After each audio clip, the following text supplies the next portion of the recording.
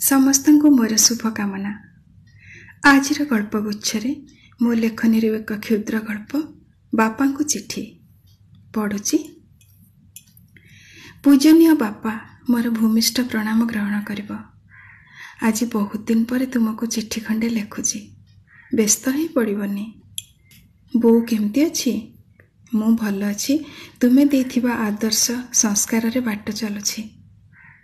ହେଲେ ଜାଣିଛ ବାପା, ପିଲାଦିନେ ତୁମ ଆଖିରେ ମୁଁ ଯେଉଁ ଦୁନିଆ ଦେଖିଥିଲି, ସେ ଦୁନିଆ ଆଉ ଏ ଦୁନିଆ ଭିତରେ ବହୁତ ଫରକ। ଏଠି ତମ ପରି ଆଉ ବୋଉ ପରି ବେଶୀ ଲୋକ ନାହାନ୍ତି। ପିଲାଦିନେ ରାତି 9 ପାହୁଣୁ ତମେ ଉଠି ପଡ଼ୁଥିଲ, ଆଉ କାଳେ ଖଡ଼ଖାଡ଼ ଶବ୍ଦରେ ମୋ ନିଦ ଭାଙ୍ଗିଯିବ, ବୋଉକୁ ଆକଟ କରି କହୁଥିଲ, ମୋ ମା'ଟା ଶୋଇଛି, ତାକୁ ଉଠାଅନା, ଆଉ ଟିକେ ଯାଉ ସେ ଉଠିବ। ହେଲେ ଜାଣିଛ, ଏଠି ମୋତେ ଉଠେଇ ଦେବାକୁ କେହି ନାହାନ୍ତି। ସମସ୍ତେ ଉଠିବା ଆଗରୁ ମୋତେ ଉଠିବାକୁ ପଡ଼ୁଛି। ରୋଷେଇ ଶିଖିନଥିଲି, ଏଠି ସବୁ କରି ପକଉଛି। ଥରେ ପରା ମାଛ ବେସର ବୋଉ ଯେମିତି କରେ ସେମିତି କରି ସମସ୍ତଙ୍କୁ ଆଶ୍ଚର୍ଯ୍ୟ କରିଦିଏ ବୋଲି ଭାବିଲି। ହେଲେ ଖାଇବା ଟେବୁଲରେ ତୁମ ଜ୍ୱାଇଁ କହିଲେ, ହଁ ଚଳିବ, ହେଲେ ମୋ ମମିଙ୍କ ପରି ସେ କରିପାରିଲାନି। ରୋଷେଇ ଘର କବାଟ ଆଢ଼ୁଆଳରେ ଥାଇ ଦେଖୁଥିଲି, ସମସ୍ତେ ହାତ ଚାଟି ଚାଟି ଖାଉଥିଲେ। ହେଲେ ତାଙ୍କ ମମିଙ୍କ ପରି କରିପାରିଲିନି ବୋଲି ସେଇ ଅବଶୋଷରେ ମୁଁ ସେଦିନ ଠିକ୍ରେ ଖାଇପାରିନଥିଲି। ସେତେବେଳେ ଭାବୁଥିଲି ସବୁ ଦୋଷ ବାପା ତୁମର। କଲେଜରେ ପଢ଼ିଲା ବେଳେ ଥରେ ଅଣ୍ଡା ଅମଲେଟ୍ କରିଥିଲି ବୋଲି ତମେ ବହୁତ ଖୁସିରେ ଖାଇଥିଲ, ଆଉ କହିଲ, ମୋ ଝିଅ ପରି କେହି କରିପାରିବେନି, ତୋ ବୋଉକୁ ଟିକେ ଶିଖେଇ ଦେବୁ ତ ମା।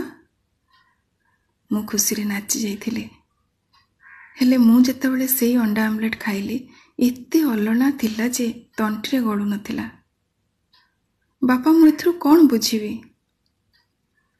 ଝିଅର ସଂଜ୍ଞା ଆଉ ନାରୀର ପରିଭାଷାରେ କେତେ ଫରକ। ବାହାଘର ପରେ ବିଦା ହେଇ ଆସିଲା ବେଳେ ମୋ ହାତ ଧରି ଛଳ ଛଳ ଆଖିରେ କହିଥିଲ, ମା'ରେ, କାହାରି ମନରେ କଷ୍ଟ ଦେଲା ପରି କଥା କହିବୁନି, ଟିକେ ନଇଁଯିବୁ, ସବୁ ସହିଯିବୁ। ଜାମନ ଯେପରି ତା ପାଇଁ ସେପରି ଫଳ ରଖିଥାଏ ବିଶ୍ୱ, ଉଚ୍ଚ ମନା ଉଚ୍ଚେ ଅମୃତ ଲଭଇ ନିଚ ମନା ଲଭେ ବିଷ। ଏହିସବୁ କଥା ତୁମର ମାନି ଚଳିଛି ବାପା। ଜାଣିଛ, ଥରେ ମୋର ଅଫିସରୁ ଆସିବା ଟିକେ ଡେରି ହେଇଗଲା। ସଞ୍ଜବତୀ ଦେବା ଆଗରୁ ମୁଁ ଘରକୁ ଫେରିବି ବୋଲି ସର୍ତ୍ତ ରଖି ତୁମ ଜ୍ୱାଇଁ ଓ ତାଙ୍କ ମମି ମୋତେ ଚାକିରି କରିବାକୁ ଅନୁମତି ଦେଇଥିଲେ। ସେଦିନ ଅଫିସରେ ମୋର ଗୋଟେ ସାଙ୍ଗର ଜନ୍ମଦିନ ଥିଲା। କେକ୍ କାଟି ଟିକେ ହସଖୁସି କରି ଫେରିଲା ବେଳକୁ ଶାଶୁ ସନ୍ଧ୍ୟା ଦେଇ ସାରିଥିଲେ। ଦୁଆର ମୁହଁରୁ ପ୍ରଶ୍ନ ବର୍ଷା, ହଜାର ତାଗିଦ, ଦୁନିଆ ସାରାର ନିୟମାବଳୀ।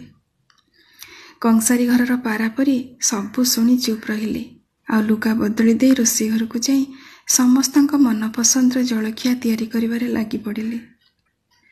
ନୂଆ ନୂଆ ଏସବୁ ଭାରି କଷ୍ଟ ଲାଗୁଥିଲା, କିନ୍ତୁ ତୁମେ କହିଥିବା କଥା, ଟିକେ ନଇଁଯିବୁ, ସବୁ ସହିଯିବୁ, ମାନି ଚଳିଛି ବାପା। ତମ ନାଁ ମୁଁ ତଳେ ପକେଇନି। ଏଇ କେତେ ଦିନ ହେଲାଣି ମୋ ଦେହ ଟିକେ ଭଲ ନାହିଁ, ଅଣ୍ଟା ଭାରି ବିନ୍ଧୁଛି। ଡାକ୍ତରଙ୍କୁ ଦେଖେଇଲି, କେତେ ପ୍ରକାର ଔଷଧ ଲେଖିଦେଲେ, ଆଉ କହିଛନ୍ତି କେବେ ବି ନଇଁବନି। ଭାରି ହସ ଲାଗିଲା। ଦୀର୍ଘ 35 ବର୍ଷ ହେଲା ନଇଁ ଯାଇଛି ବୋଲି ସଂସାରରେ ତିଷ୍ଠିକି ଅଛି, ଆଉ ଆଜି ଇଏ କହୁଛନ୍ତି ନଇଁବନି। ଗୋଟେ କଥା ମନେ ପଡ଼ିଯାଉଛି, ପିଲାଦିନେ ମୁଁ ଯଦି ଟିକେ ମୁହଁ ଶୁଖେଇ ବସୁଥିଲି, ଭାଇମାନେ କହନ୍ତି, ରାଗିଛୁ କିରେ? ବୋଉ କହେ, କାହାର ଏତେ ସାହସ, ମୋ ଝିଅକୁ କିଏ କ'ଣ କହିଲା? ଆଉ ତମେ ଅଫିସରୁ ଆସି କୁହ, ଆଜି ଘର ଏତେ ଖାଁ ଖାଁ ଲାଗୁଛି, କ'ଣ ହେଇଛି? କିନ୍ତୁ ଏବେ କଥା ପୁରା ନିଆରା ବାପା। ଏଠି ମୁଁ ଯଦି କେବେ କୋଉ କଥାରେ ଟିକେ ଅଭିମାନ କରେ, କେହି ଜାଣିପାରନ୍ତିନି। ନିଜେ ନିଜେ ମୁହଁ ଶୁଖାଏ, ପୁଣି ନିଜେ ନିଜକୁ ଆଶ୍ୱାସନା ଦେଇ କାମରେ ଲାଗିପଡ଼େ। ଜେଜେ ସବୁବେଳେ ମୋତେ କହୁଥିଲେ, ଆଲୋ, ତୁ ଯେଉଁଦିନ ଜନ୍ମ ହେଲୁ, ତୋ ବାପା ପରା ଆମ ଗାଁ ସାରା ଲଡ଼ୁ ବାଣ୍ଟିଥିଲା। ଗୁଡ଼ିଆକୁ ଡାକି ବାରିରେ ଚୁଲି କରି ପୁରୀ କ୍ଷୀରି କରି କେତେ ଲୋକଙ୍କୁ ଖାଇବାକୁ ଦେଇଥିଲା। ସତରେ ବାପା, ତମେ ଏତେ ଖୁସି ଥିଲ? ହଁ, ହେଇଥିବ ନିଶ୍ଚୟ। ବୋଧେ ଜେଜେମା ସେଇଥିପାଇଁ ମୋତେ ଲକ୍ଷ୍ମୀ ଲକ୍ଷ୍ମୀ ଡାକେ। ହେଲେ ବାପା, ମୋର ଯେଉଁଦିନ ବଡ଼ ମେଡ଼ିକାଲରେ ଝିଅ ଜନ୍ମ ହେଲା, ତାର ପ୍ରଥମ କାନ୍ଦ ଶବ୍ଦ ଶୁଣି ମୁଁ ଖୁସିରେ କାନ୍ଦି ପକେଇଥିଲି। ହେଲେ ସେଦିନ ତା ଜନ୍ମ ଖୁସିରେ କେହି ଲଡ଼ୁ ବାଣ୍ଟି ନଥିଲେ କି ସାଇ ଲୋକଙ୍କୁ ଖାଇବାକୁ ଦେଇ ନଥିଲେ। ଘର ପରିସ୍ଥିତି ଗୁମସୁମ ଥିଲା। ଲେଖୁ ଲେଖୁ କ'ଣ ଆଡ଼ୁସାଡ଼ୁ ଗୁଡ଼ାଏ ଲେଖିଦେଲିଣି ବାପା। ତମେ ଜମା ବ୍ୟସ୍ତ ହବନି, ମୁଁ ଭଲ ଅଛି। ତମ ନାତୁଣୀକୁ ମୁଁ କିନ୍ତୁ ତୁଠ ପଥର ହେଇ ସବୁ ସହିଯିବୁ ବୋଲି କହିପାରୁନି। ଅନ୍ୟାୟର ପ୍ରତିବାଦ କରିବୁ। ନାରୀ ଯୁଗେ ଯୁଗେ ବନ୍ଦନିଆ, ସମ୍ମାନନିଆ, ଏଇ ପାଠ ଦୁନିଆକୁ ପଢ଼େଇବୁ। ନାରୀ ନୁହେଁ କାର ପାଦର ପାଣ୍ଡୋଇ, ନାରୀ ନାରାୟଣୀ ସମ, ଏନ୍ତୁଡ଼ିରୁ ଜୁଇ, କ୍ଷମା ଆଚରଇ, ଆଦ୍ୟାଶକ୍ତି ମା ପ୍ରଣାମ। ଏଇ କଥା ମନେ ରଖିବୁ। ବାପା ରହୁଛି, ବହୁତ କଥା ଲେଖିଦେଲିଣି। ଭଗବାନଙ୍କୁ ଡାକୁଛି ତୁମେ ଆଉ ବୋଉ ଭଲରେ ଥାଅ। ତୁମେ ଦେଇଥିବା ସଂସ୍କାର, ଆଦର୍ଶ, ପରମ୍ପରା ଆଉ ମର୍ଯ୍ୟାଦାର ଏ ରୁଣ୍ଡି ବନ୍ଧ ଭିତରେ ମୁଁ ତୁମକୁ ବହୁତ ମନେ ପକାଉଛି ବାପା, ବହୁତ ମନେ ପକାଉଛି। ଇତି ତୁମର ଗେହ୍ଲି ଝିଅ।